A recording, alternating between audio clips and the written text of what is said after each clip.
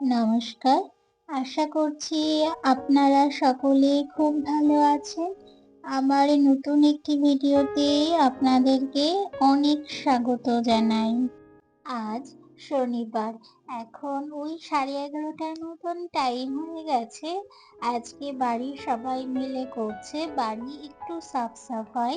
কারণ আমাদের বাড়ির পেছন দিকটা দেখছেন কত গাছপালা। এইসব যদি খুঁজে টুজে এক জায়গায় করা যায় তাহলে অনেক জ্বালানি হয়ে যায়। বাইরে থেকে জ্বালানি আনারই প্রয়োজনই হয় না। কিন্তু বাড়িতে যেহেতু আমাদের বাড়ি ২ জন মানুষই থাকেন, আমার শাশুড়ি মা এবং আমার ননদ। সেই কারণে তারা খুব একটা করতে কিছু পারে না। আপনারা তো দেখেছেনই আমার শাশুড়ি মার এখন অনেক বয়স হয়ে গেছে। তার চলার ক্ষমতাটাও প্রায় শেষের দিকে।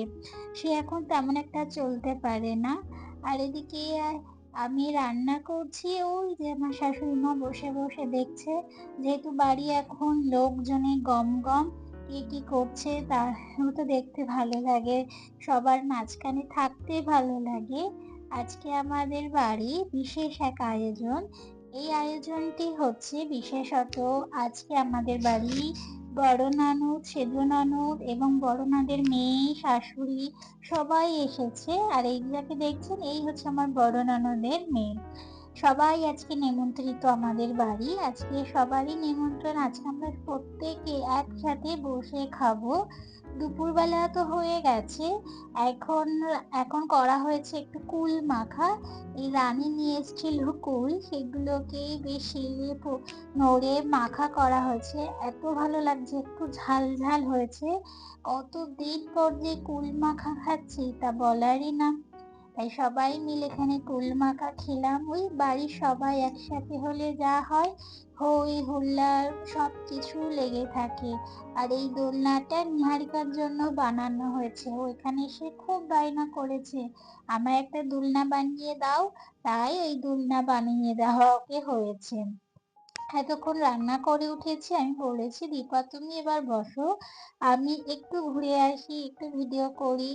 আবার যে কবে আসবো তার তো কোনো ঠিকানা নেই। তাই সবাইকে একটুখানি আমার ক্যামেরায় বন্দি করি। আর এই কাঠের জালে রান্না করতে না খুব ভালো লাগে আমার। আগে ছোটবেলায় কাঠের জালে যদি কেউ আমাকে দিত, আমার ঠাম্মার কাছে ছিল ওই কাঠের উনুন, আমি না খুব জ্বালানি দিতাম। আমার ঠাম্মা আমাকে একটু বকাও দিত যে জ্বালানি দিয়ে উনুন ধরে ফেলতাম, মানে ওই যে জাল দিতে খুব ভালো লাগতো। তাই আজকে রান্নায় ছিল, সব রান্না প্রায় শেষ। এখন শুধুমাত্র ডালটা হলেই হয়ে যায়। আর এদিকে আমাদের বাগান থেকে কলা গাছের পাতা কাটা হচ্ছে। আজকে সবাই মিলে বলা হয়েছে কলা গাছে কলার পাতায় সবাই ভাত খাবে, ঠিক ছোট আগে এরা যেমন ভাবে খেত বা আমরা যেভাবে খেতাম ঠিক তেমন ভাবে। তাই সাধু ভালো ভালো কলা পাতাগুলো খুঁজে খুঁজে বার করছে, যে আজকে প্রত্যেকে মিলে কলা পাতায় সবাই একসাথে বসে বাড়ি খাওয়া হবে। কবে যে আবার দেখা হবে, কবে এইভাবে আনন্দ আনন্দ হুল্লোড় হবে তা তো বলা যায় না। দাঁড়ান, ওদিকে রান্নাও প্রায় হয়ে গেছে, বারান্দাটা একটু পরিষ্কার করে দিই। আমাদের কাঠের রান্না করার জন্য আলাদা এত বড় জায়গা আছে, আলাদাভাবে করাই যেতে পারে ঘর, কিন্তু করা হয় না। ওই যে আমার ননদ একা থাকে, ও এত কিছু সামলে পারে না। তাই এই বারান্দাটার মধ্যে ছোট্ট একটা উনুন করে করা হয়েছে, ও এখানেই রান্না করে। আর আমরা তো আসি দুদিনের জন্য, আবার চলে যাব, ওরই তারপরে অনেক অসুবিধায় পড়বে। সেই কারণে ওর কথা ভেবে কাঠের জালের জন্য আলাদা উনুন করা হয় না। আর এখানে বসা হয়েছে, এখানে বসে কলা পাতায় কেমন ভাবে ভাত খেত আগে সেই সাইজগুলো করতে, কলা পাতার থালা বানাতে। এগুলো তো আর বাড়ির কেউ পারে না, নিহারিকার বাবা এগুলো ভালোই পারে। আর এদিকে সবাই মিলে গিয়ে গল্প করছি, কত কাজ হই হুল্লোড়, এগুলো যখন পরে দেখবো কতই না ভালো লাগবে, তাই না? আর এই যে এনাকে যেদিন দেখছো, ইনি হচ্ছে আমার বড় দাদা বাবু, মানে আমার বড় নন্দে জামাই, এই যে দীপার বাবা। এই যে আমরা কলা পাতা কেটে সবাই ভাত খেতে বসে গেছি, একটু পরেই এখন বড় ননদ আসবে। তখন বড় ননদকে পারলে দেখাবো, বড় ননদ এখনো আসেনি। আগে যেহেতু রান্না হয়ে গেছে, যারা এসছে তাদেরকে বসিয়ে দিলাম। এই তো ভাত দিয়েছি, এদিকে দীপার শাশুড়িকেও বসিয়েছি। দীপার শাশুড়ি নিচে বসতে পারেন না, তাই ওনাকে টেবিলে বসিয়েছি। আর এরা বলেছে আমরা নিচেই বসবো।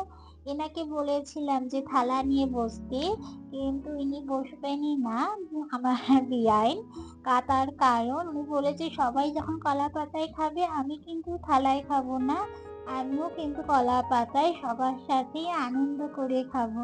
চলো তাই সবার সাথে যেটাকে মানিয়ে নেওয়া যায় সেটাই তো ভালো, তাই না? চলুন এবারে সবাইকে খেতে দেওয়ার পরে এবারে এক এক করে পদ আসছে দেখে আমি বলছি চলো তাহলে সবারটা আমি তুলে রাখি। এরকম করে কে কবে খেয়েছেন অবশ্যই কিন্তু আমার কমেন্ট বক্সে জানাবেন কলা পাতায়। তাই বড্ড এরা হাসাহাসি হচ্ছিল এই কলা পাতায় খাওয়া নিয়ে, যে দেখো বাড়ির থালা বাদ দিয়ে আজকে সব প্রত্যেককে মিলে কলা পাতায় খাওয়া হচ্ছে। এদিকে দীপাও পরিবেশন করছে। আজকে আমি এখান থেকে ছুটি নিয়েছি যে আজকে আমি এই কাজ করব না। আজকে শুধুমাত্র সবাই যখন একসাথে হয়েছি এইটুকু স্মৃতি আমি আমার খাতায় তুলে রাখবো। এবারে এসেছে সাধু। সাধু এদিকে একটুখানি ঘুমিয়ে পড়েছিল বলে কেউ ওকে ডাকেনি যে ঘুম থেকে উঠুক, তারপরে ও এসে দেখছে সবাই খেতে বসে আছে, তাই ও কলা পাতা ভেঙে বসে পড়েছে খেতে। এবারে আসবে এক এক করে আমাদের বাড়ির ছেলে মেয়েরা, তারাও এখনো বসেনি, তাদের বলে কারোর খিদে পায়নি, আগে বাড়ির প্রত্যেকে খাবে তারপর বলে তারা খাবে। তাই যার যেটা ইচ্ছে আগে বাড়ির প্রত্যেকে বড়রা খাক, তারপরে না হয় বাড়ির ছেলে মেয়েরা আসবে। ওই যে সবাই দোল খাওয়ায় ব্যস্ত, হরি হুট্টমে ব্যস্ত, তাই সবাইকে আগে বলেছি ঠিক আছে সবাই হই হুল্লোড় করো। ওদিকে আমার শাশুড়ি মা একা একা আছেন, ওইখানে ওনাকে দিয়ে আসা হয়েছে, উনি তো আর হেঁটে চলে আসতে পারেন না, তাই ওনাকে দিয়ে আসা হয়েছে যে উনি ওখানেই খান, ওনাকে থালায় করে আলাদাভাবে। তাই এবার এখানে সবাই মিলে দোলনা চড়ছে, দেখছেন মাসি আর মনি কিভাবে দোলনা চড়ছে। এই যে ছেলেমেয়েরাও বসেছে। রানী এসে বলেছে আমাকে কিন্তু থালা সাজিয়ে দিতে হবে মামি, আমাকে কিন্তু এই থালার ছবিটাও তুলে দাও। তাই আমি ওকে ছবি তুলে দিয়েছি।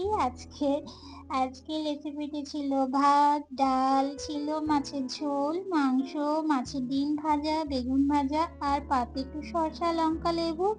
ওই সবার আজকে আবদার ছিল বাঙালি খাওয়া হবে, তাই বাঙালি রান্না বান্নাই আজকে সবাই পেট ভরে খুব ভালো খেয়েছে।